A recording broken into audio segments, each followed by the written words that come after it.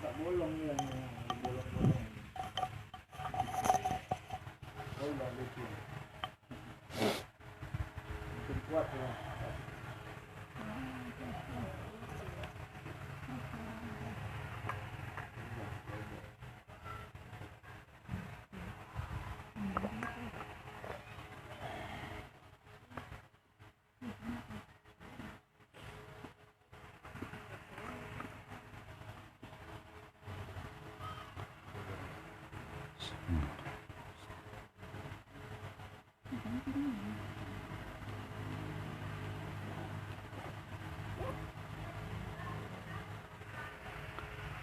Assalamualaikum warahmatullahi wabarakatuh.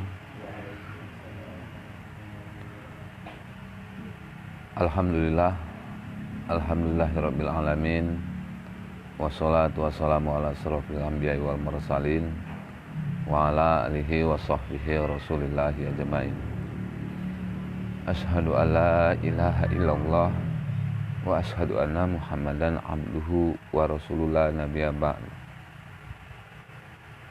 Pertama-tama, marilah kita bersama-sama memanjatkan puja-puji syukur kehadirat Allah Subhanahu wa Ta'ala, yang mana sampai dengan malam hari ini Allah masih memberikan karunia-Nya kepada kita sehingga kita bisa hadir mengikuti pengajian di Kampung Lama ini.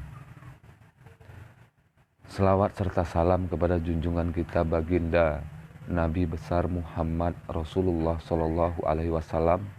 Allahumma sholli ala sayyidina Muhammadin wa ala alihi wa sahbihi Rasulillah ajmain. Semoga kita semua mendapat syafaatnya. Amin amin ya rabbal alamin. Kita lanjutkan pengajian kita.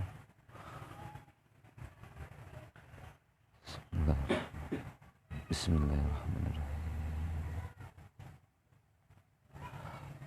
Apabila dibukakan bagimu jalan daripada makrifah hadiratnya, maka adalah engkau setengah daripada orang yang dikasihinya. Jadi katanya di sini, apabila dibukakan makrifah, ya, dibukakan makrifat kita kepada Allah Ta'ala, sehingga memang benar-benar terasa bagi kita Allah serta dengan kita. Katanya di sini, maka kita termasuk orang yang dikasihinya. Maka sebenarnya kita terusnya ini dalam berjalan memohon, meminta kepada Allah Ta'ala agar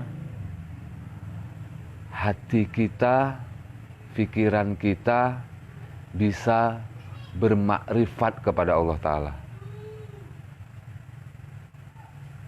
bisa terhubung kepada Allah Ta'ala dengan cara jalan yang ditentukannya, ya, dengan cara jalan yang ditentukan Allah, bukan jalan yang kita tentukan. Maka terus berkali-kali kita diberitahu untuk apa? Untuk menghilangkan kehendak, keinginan, ketentuan, pilihan yang dari kita. Tapi kita mengikut ketentuan, pilihan yang dari Allah itu. Kita bisa untuk mengikutinya kalau kita terus melazimi, membawa dalam hal apapun kepada Allah.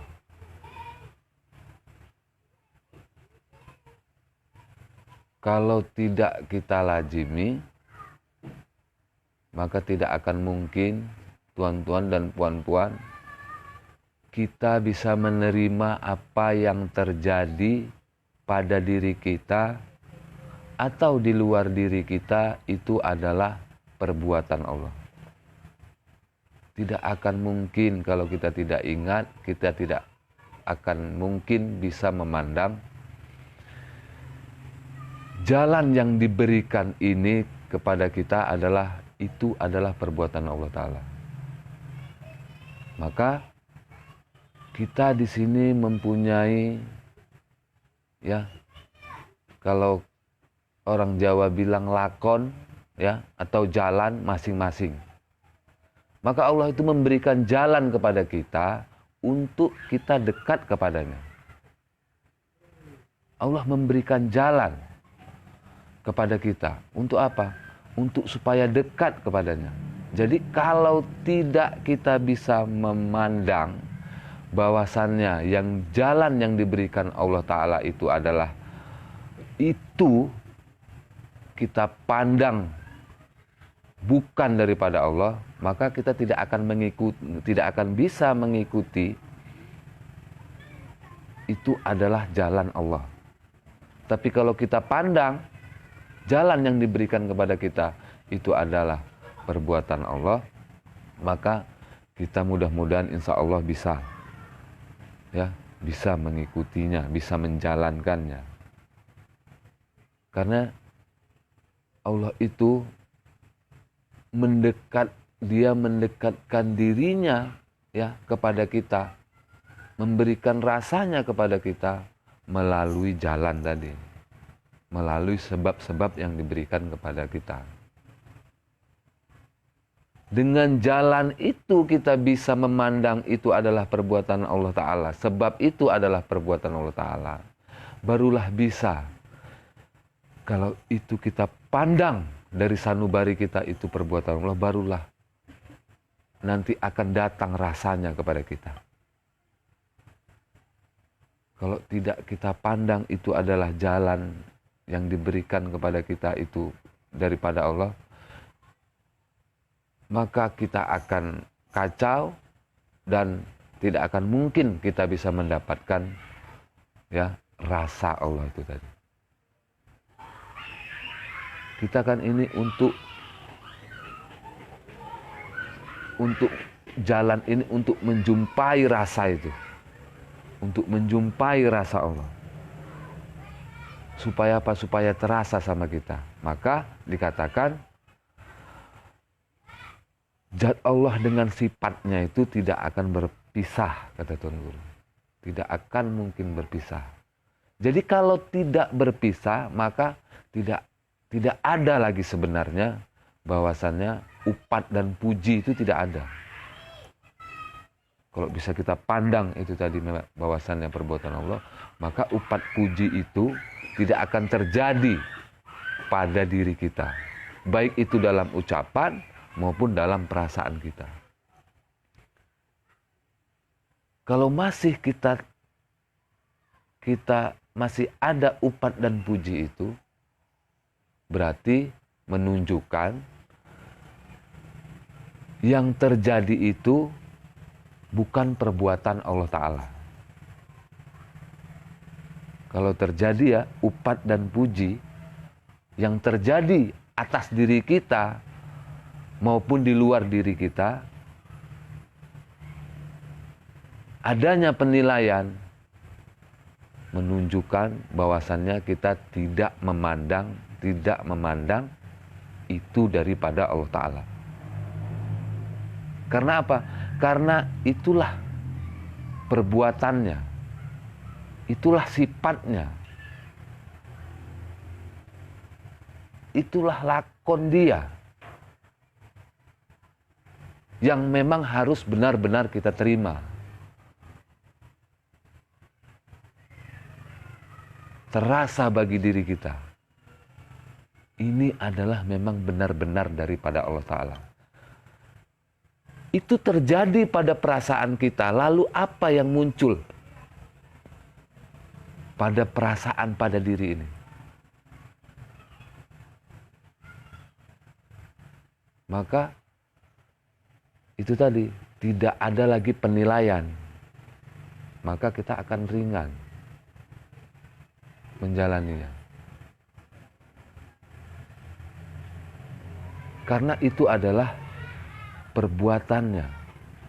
Itu adalah sifatnya. Itu adalah kenyataannya. Kenyataan Allah Ta'ala itu. Kalaulah terjadi penilaian yang baik kita puji, yang buruk kita cela, berarti di buruk itu tidak adalah Allah Ta'ala. Yang kita puji dalam bentuk kebaikan. Nyata, luar biasanya Allah Ta'ala itu. Baik, pengasih, penyayang. Lalu di sisi lain, yang buruk, kita katai, kita cela, kita upat. Berarti menunjukkan bahwasannya tidak ada Allah di situ. Sementara kita telah ketahui tidak ada yang bisa bergerak sebiji jarah pun kalau tidak ada izin Allah. Jadi bagi siapa yang bisa memandang itu? Bagi orang yang hatinya selalu cenderung ingat kepada Allah. Kalau kita tidak terus senantiasa hati kita hadirkan kepada Allah. Lalu sesuatu yang terjadi di hadapan kita tidak akan bisa memandang bahwasannya itu adalah perbuatan Allah. Kalaupun bisa memandang hanya pandangan jahir. Pandangan paksa-paksa saja. Maka pandangan kita memang harus bersih. Karena Allah itu maha suci. Dia hanya menginginkan hati kita ini, perasaan kita ini, hanya cenderung kepada Allah Ta'ala. Dia hanya ingin itu. Dia ingin hati kita ini selalu terus merasakan Allah Ta'ala. Allah itu menginginkan itu.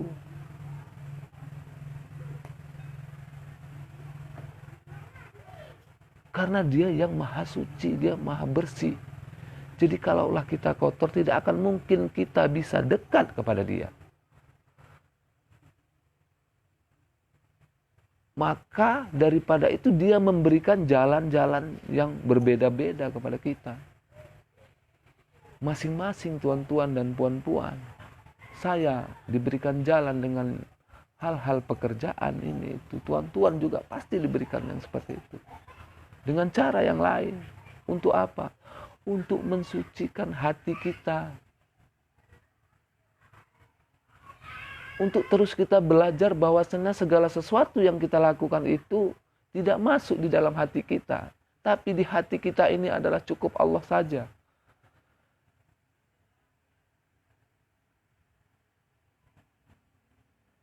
Tidak terkotori dengan hal-hal yang lain.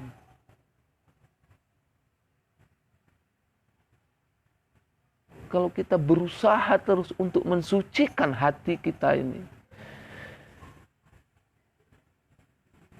maka Allah akan ambil hati kita. Maka Allah akan mendekat. Yang hakikatnya itu sudah ada, gitu, tapi kita tutupi. Maka akan lebih terasa bahwasannya Allah itu serta kepada kita. Kan ini yang penting tuan-tuan dan puan-puan. Dalam kita berjalan, Allah itu serta dengan kita. Kalaulah sudah hati kita terus isinya ini adalah rasa Allah. Isinya ini adalah kesucian. Maka barulah bisa kita pandang. Di mana ku hadapkan wajahku, disitulah wajah dia. Tapi kalaulah di dalam hati kita ini kotor, tidak akan mungkin Tuhan kita bisa memandang seperti itu. Kalaulah pun kita bisa mandang hanya pandangan akal pikiran kita.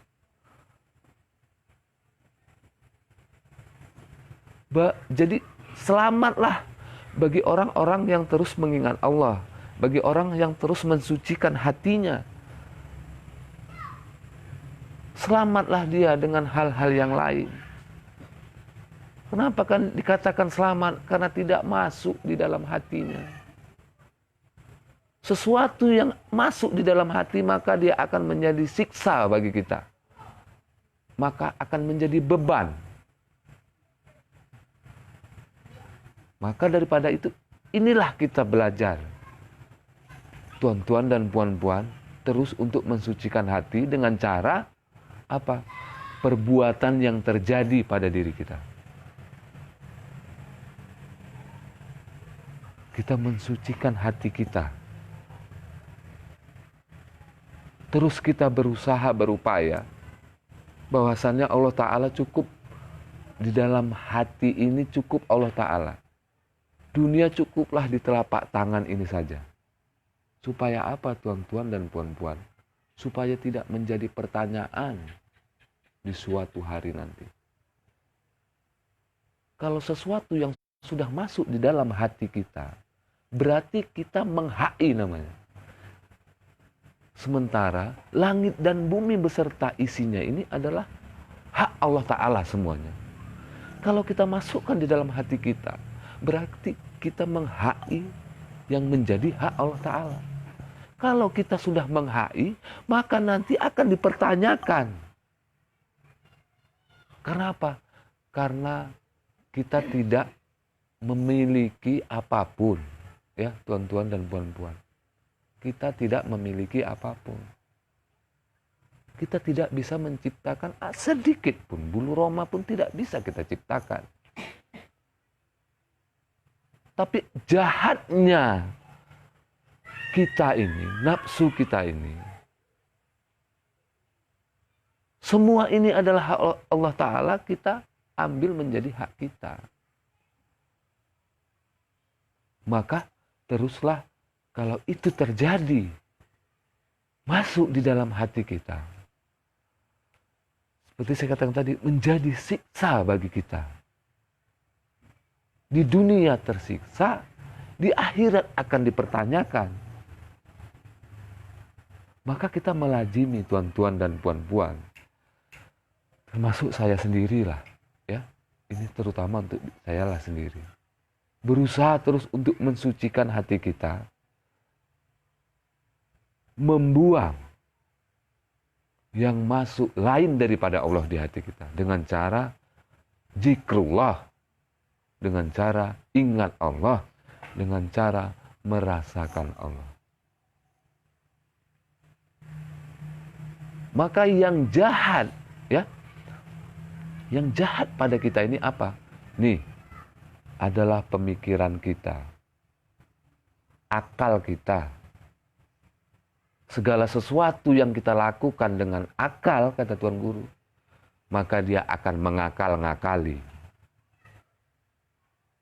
Maka pikiran kita ini harus kita heningkan ke hati sanubari kita yang sudah sedia, ya, yang sudah ada, terus menyebut Allah.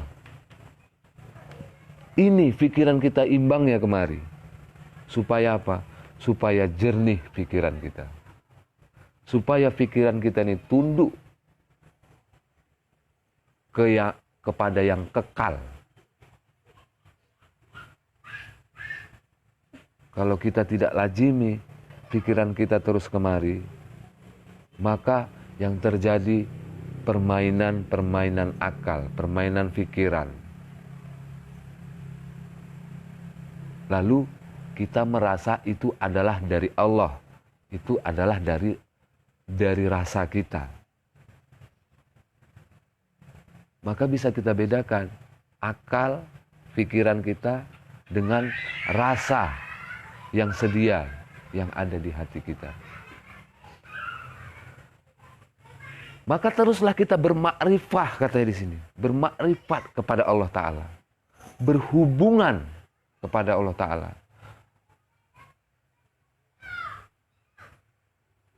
Supaya dia mengasihi kita, membuka hati kita. Memperkenalkan dirinya kepada kita. Kalau kita sudah terus berusaha untuk membuang yang mensucikan hati kita, maka Allah akan memperkenalkan dirinya kepada kita.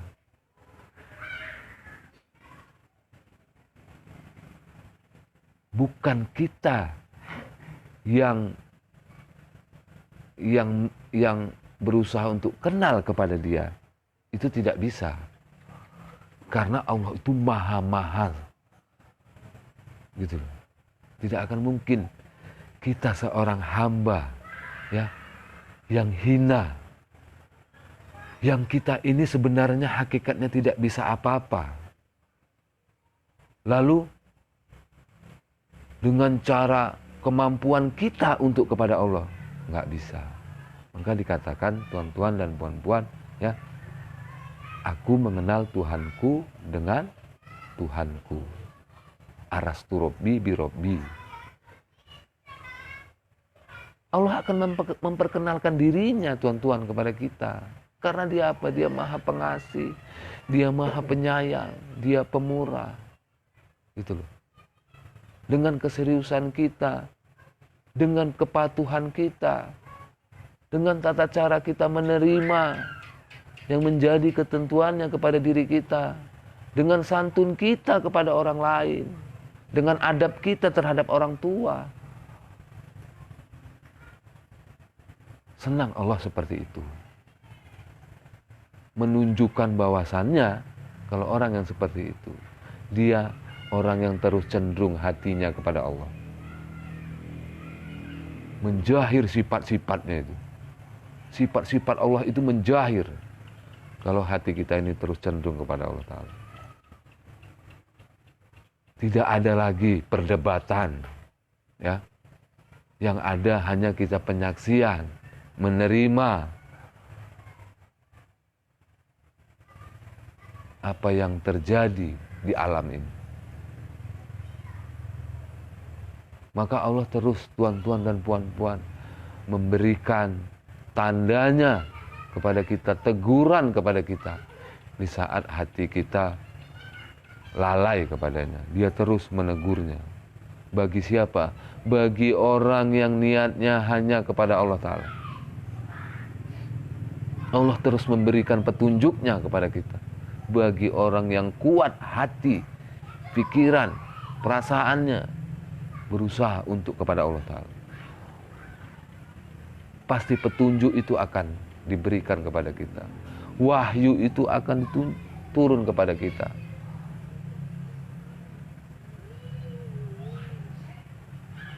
Terkadang kita ini tuan-tuan dan puan-puan, saya sendiri, kita ini kan salah pasang. Luar biasanya kita beramal lalu Allah Ta'ala memberikan kemudahannya kepada kita. Lalu lupa dengan Allah itu. Lalu Dia beri lagi. Yang kesusahan, ingat lagi. Di saat beri kesenangan lagi, lupa lagi. Kan nampak, ya, tuan-tuan dan puan-puan, sayangnya Allah Ta'ala itu. Sayang Allah Ta'ala itu. Dia terus menegur kita dengan cara Dia. Yang terkadang nafsu kita sakit. Kalau kita tidak ingat Allah tuan-tuan dan puan-puan, lalu Dia menegurnya,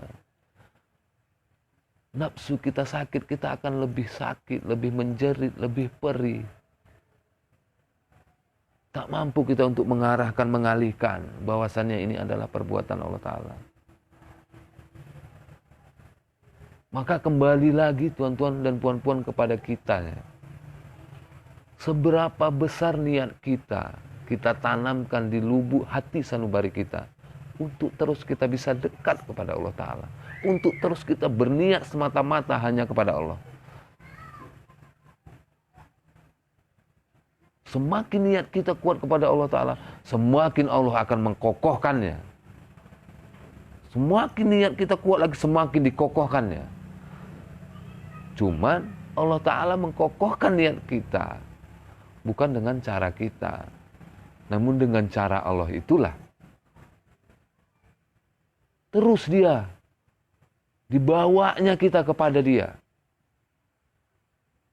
Nampaknya terkadang kita menjalaninya sakit, tapi itu adalah Allah ingin membawakannya, membawa perasaan pikiran kita itu kepada Allah Ta'ala. Dia ingin mendekatkan kita kepada dirinya dengan cara dia, dengan cara Allah Ta'ala. Bukan dengan cara kita. Kalau cara kita, pasti yang akan dominan nafsu kalau dengan cara kita. Kalau ditanya, siapa yang nggak mau sedap? Pasti semua mau sedap, semua mau mudah. Pasti, semua mau mudah kalau ditanya. Tapi cara Allah itu berbeda dengan cara kita. Dia mendekatkan dirinya kepada kita dengan cara dia tadi, dengan cara yang mudah, dengan cara yang sulit bagi kita. Bagi kita. Kan nampak tuh, ya, tuan-tuan dan puan-puan, itu sayang Allah. Kan nampak tuh. Dengan sesuatu yang diberikan kepada kita, nafsu kita menjerit, lalu kita berpulang kepada Allah Ta'ala. Kan nampak tuh. Allah ingin mendekatkan diri kita kepadanya. Maka kalau kita ini dikasih yang sedap-sedap, tuan-tuan dan puan-puan, saya yakin pasti membawa kita kelalaian. Mau beli apa aja bisa. Duit ada. Ya, apa kita kepingin? Bisa kita beli. Itu membuat kita lalai rupanya, tuan-tuan dan puan-puan. Enggak membuat kita rendah hati, bisa membuat kita tinggi hati. Karena itu pernah saya rasakan. Itu saya rasakan. Kesombongan yang muncul. Sementara Allah itu enggak seperti itu. Allah itu pengasih, penyayang. Sayang dia luar biasa kepada kita. Tapi kita terkadang masih tetap bersangka kepada Allah Ta'ala. Sangka kita kepadanya. Dia nyata sayang sama kita. Luar biasa sayangnya kepada kita. Tapi yang dibuatnya kepada kita, kita sangka dianya. Alangkah jahatnya. Ya. Alangkah jahatnya diri kita. Alangkah jahatnya kita kepada Allah Ta'ala. Itu pun kita sangka Allah Ta'ala. Tetap terus dia sayang kepada kita, tetap terus Allah Ta'ala berusaha membawakannya diri kita ini kepadanya terus dengan cara kasih sayang dia tadi. Luar biasa tuan-tuan dan puan-puan, kalau bisa ya kita rasakan sayangnya Allah itu kepada kita itu. Maka mintalah kita kepada dia. Mintalah kita kepada Allah Ta'ala. Agar apa? Agar hati kita terpelihara. Agar hati kita ini terjaga dari hal-hal yang lain. Agar segala sesuatu di luar ini tidak masuk ke dalam diri kita.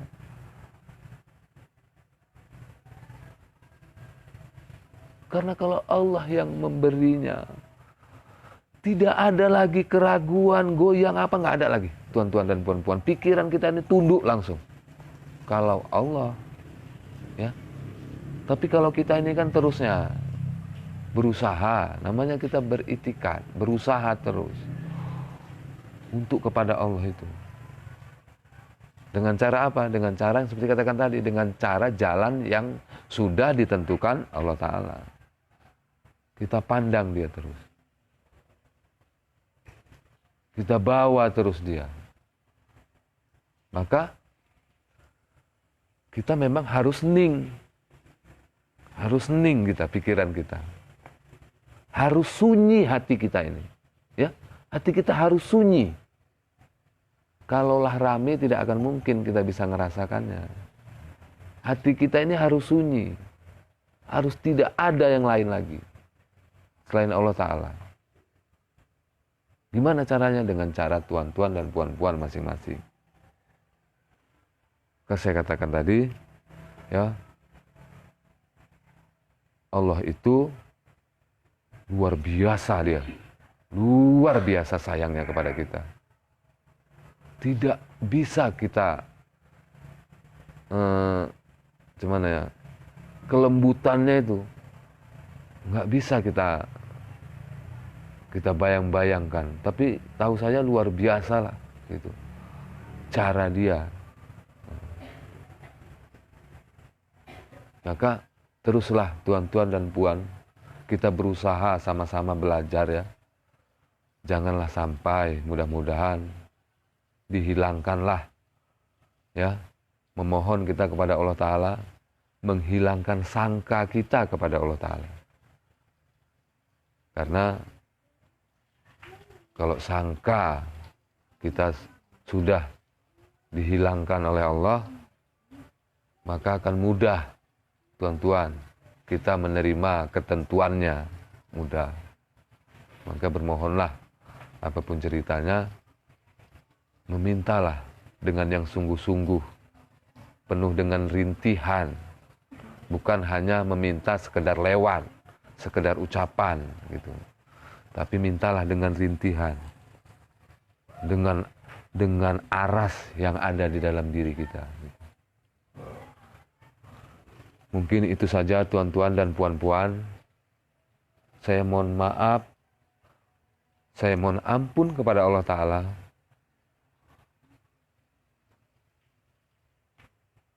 atas apa yang telah saya sampaikan, mungkin menyinggung pemikiran dan perasaan tuan-tuan dan puan-puan. Saya mohon maaf sekali lagi. Akhirul kalam, wabillahi taufiq wal hidayah. Assalamualaikum warahmatullahi wabarakatuh.